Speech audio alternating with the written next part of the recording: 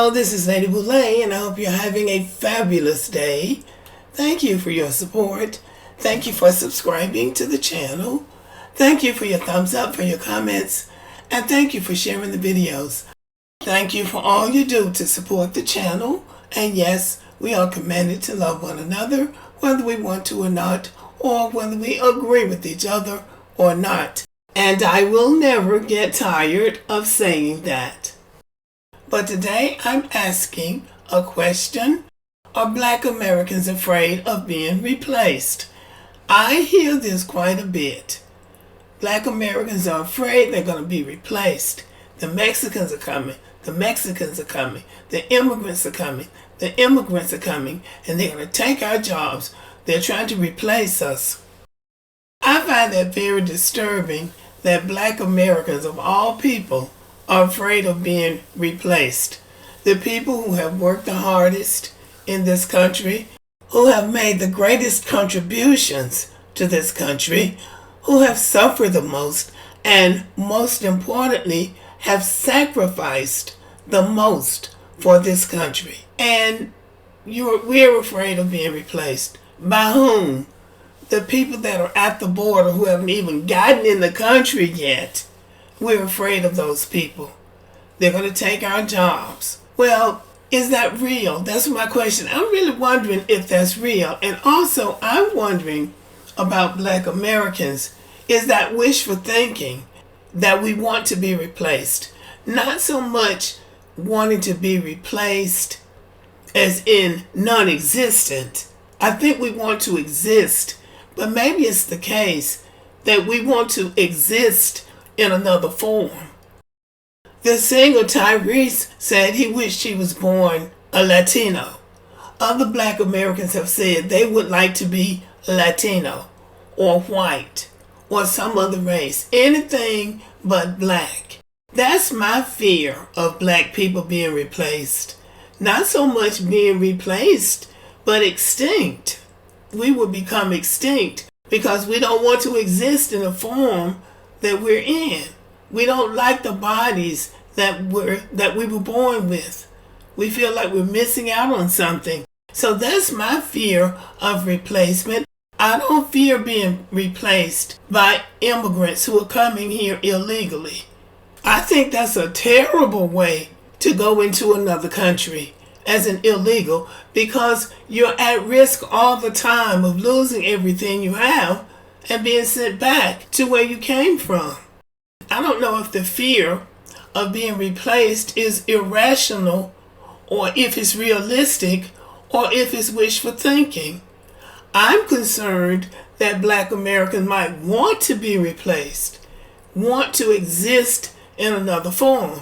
Because if you see that you're being replaced, rather than complain about it or try to scare everybody else, the thing to do when you find that you're endangered of becoming extinct, you start taking measures, you start doing something. You get a plan of action to keep from being replaced.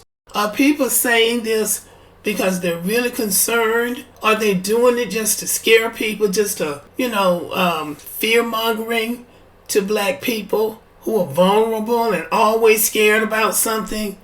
Or is it wishful thinking? Now, this is what I've had on my mind the last few days, because I've seen a few channels talking about Black people being afraid of being replaced. Oh, they're trying to replace us. They can't replace Black Americans. There's no way anybody can replace you if you don't want to be replaced. The question is, what are you going to do to keep from being replaced? What are you going to do to survive so you won't be replaced? That's the question. As opposed to becoming frantic about it and terrorizing everybody else, what would you do about it? And I've heard preachers, Black preachers, saying this on YouTube, on social media. They're replacing us. They're trying to replace the Black man. And you're reading from a scripture that ought to tell you that we are not given a spirit of fear, but of power and of love and a strong mind. Strong-minded people figure out a way to survive. I'm going to play this African woman. I have to keep going back to her because what she says is very profound. As far as I'm concerned, since we met you people 500 years ago, look at us. We've given everything. You are still taking. It's true. I mean, where would the whole Western world be without Africa? Our cocoa, our timber, our gold, our diamonds, our platinum, our whatever. Everything you are is us. I am not saying it, it's a fact. And in return for all of this, what have we got? Nothing. Anti-personnel indoctrination against ourselves. If you go and cook your horrible diseases like AIDS, you say it is us. You brought us tuberculosis. We didn't have this big cough until white people came here. In exchange for Africa giving Europe 500 solid years of our people, I mean not Europe, the Western world, of our human beings to work your canes, to dig your gold, to take in gold itself, diamond, I mean, you know, fish, peanuts, palm oil, everything. In exchange for that, we have got nothing. Nothing. And you know it. Nothing. And you look upon, white folks look upon us like monkeys. It is true. It's in your literature.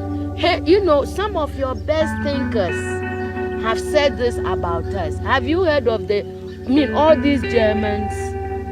Have you heard? Okay. Yes. They said Lord Burton, people like that, they said we don't even have the brain of animals. That's what we've got from you people. But don't you think that this is over now? Over where? Is it over? Who said that AIDS came from the green monkey? Is it over? Is it over?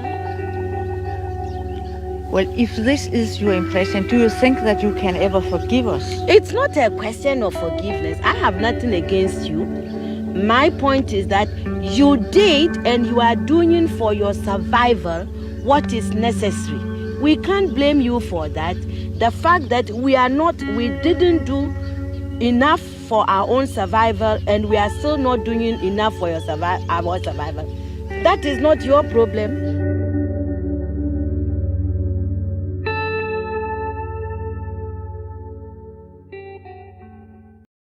So after giving everything to America, everything that we had for building an empire that is said to be the greatest in the world, and the very people who gave the most, who suffered the most, who sacrificed the most, are talking about being replaced. We have a defeatist attitude, a self-hating indoctrination against ourselves, as she said, and a self-hating, defeatist attitude. And really, that is a recipe for being replaced. But you know who the people are that actually survive and who won't be replaced?